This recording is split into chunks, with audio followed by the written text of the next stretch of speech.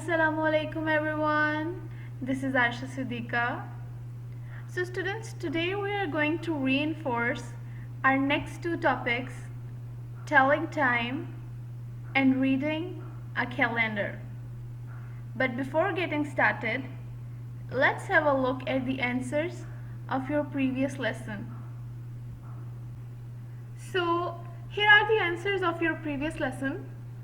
Answers of question number 1 and question number 2, answers of question number 3 and question number 4. You can pause this video here and match your answers with these correct answers. I hope you did it well. Now let's start our today's lesson, telling time and reading a calendar. So students, do you remember how many minutes are there in an hour, or how many hours are there in a day? Let's revise. 1 minute is equal to 60 seconds. 1 hour is equal to 60 minutes. 1 day is equal to 24 hours. 1 week is equal to 7 days. 1 month is equal to 30 or 31 days. February has 28 days. There are 12 months in a year.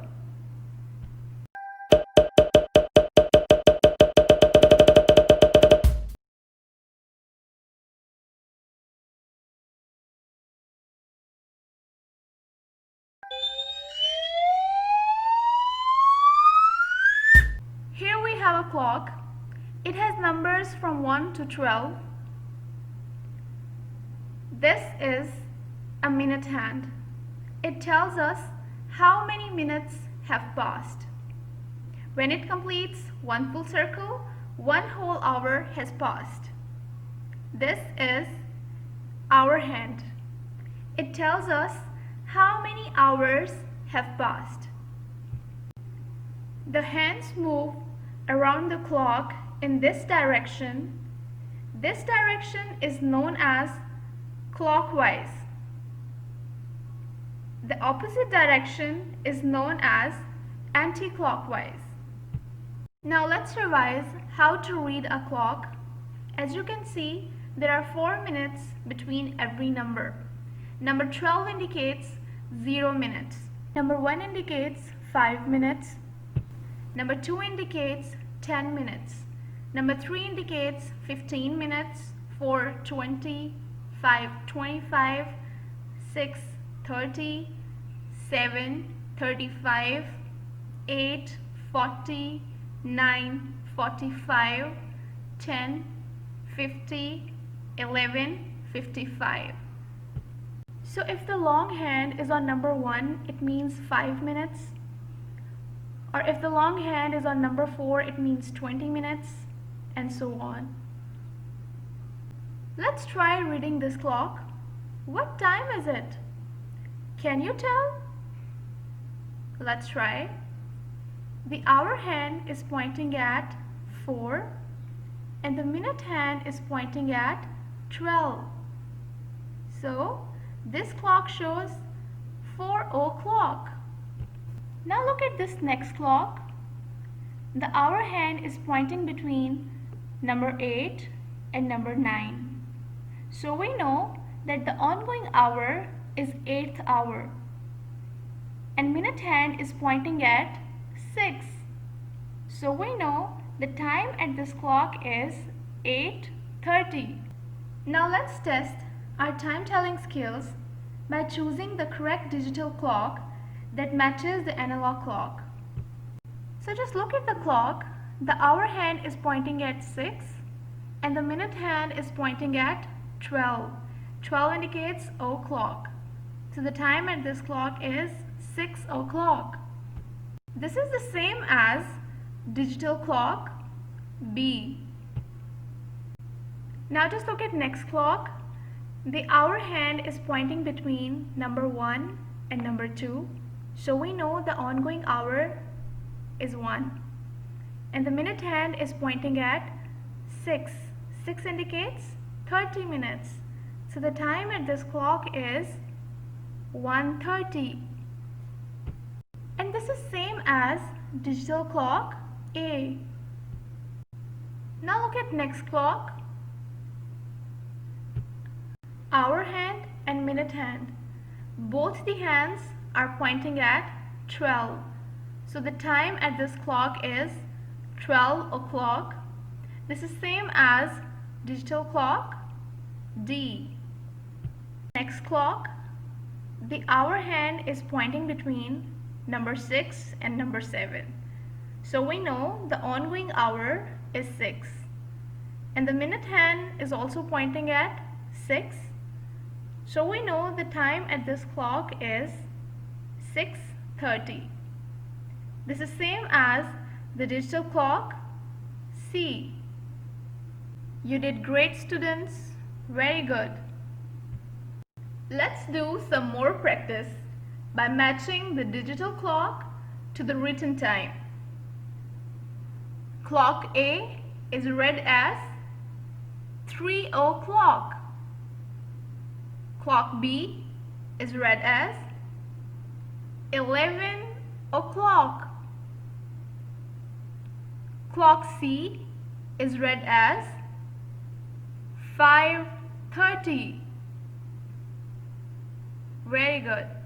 Clock D is read as 9:30. Very good. So as you can see, there are some digital clocks here. What you have to do, you have to read the time from these digital clocks by your own. Just read it. You can pause the video here.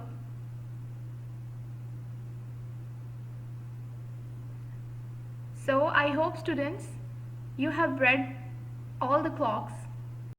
Now let's revise AM and PM. The hour hand on the clock goes all the way around 2 times every day.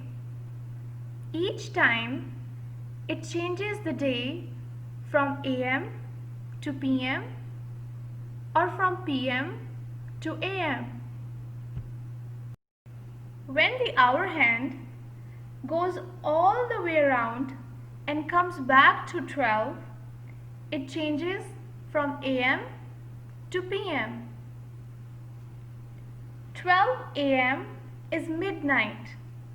You are sleeping at that time. And all these hours. At 7 AM, you wake up and get ready for school. At 8, you arrived at school. And all these hours you spend at school. Then you come home. You do your homework. And then you eat dinner. And then you go to bed and sleep at this time. Now it's night time. When you are sleeping, it changes from PM to AM. 12 o'clock at lunchtime, when you are in school, it changes from AM to PM. Let's practice one more time. Here we go. What time is it? It's 1:15. What time is it? It's 2:15. What time is it? It's 3:15. Let's look at another one. This clock is showing 12:05. The hour hand is pointing at 12 and the minute hand is pointing at 1. Another one? Yes, this. So, can you tell what time is it? Look at the hour hand. Hour hand is pointing between number 3 and number 4. So we know that the ongoing hour is 3. And the minute hand is pointing at 6. 6 indicates 30 minutes. So the time at this clock is 3:30. Or you can say 30 minutes after 3 o'clock. Another one. The hour hand is pointing between number 2 and number 3. So the ongoing hour is 2. And the minute hand is pointing at number 8. Number 8 indicates 40 minutes. Very good. So the time at this clock is, can you tell? It's 2:40. Or you can say 20 minutes before 3 o'clock. And now I have some questions for you for further practice. So what you have to do, just take out your maths notebooks, write the time of each clock in your notebooks, and then I'm going to tell you the correct time and you can match. First clock, this clock shows 2 o'clock. Second clock, the hour hand is pointing at number 5 and the minute hand is pointing at 12. This clock shows 5 o'clock. Third clock, the hour hand is pointing at 8. This clock shows 8 o'clock. Fourth clock, both the hands, the hour hand and the minute hand is pointing at 12. This clock shows 12 o'clock. So students, do you remember how to read a calendar? Let's revise today. How to read a calendar. What is a calendar? Look at this calendar. As you can see, the dates are written in this manner. A calendar groups days into week, weeks into months, months into year. Calendar facts. There are 12 months in a year. Months are January, February, March, April, May, June, July, August, September, October, November, and December. When all the days are counted in a year, it sums up to be 365 days. Each month is divided into weeks. One week has 7 days, from Monday to Sunday. Each month has 30 or 31 days.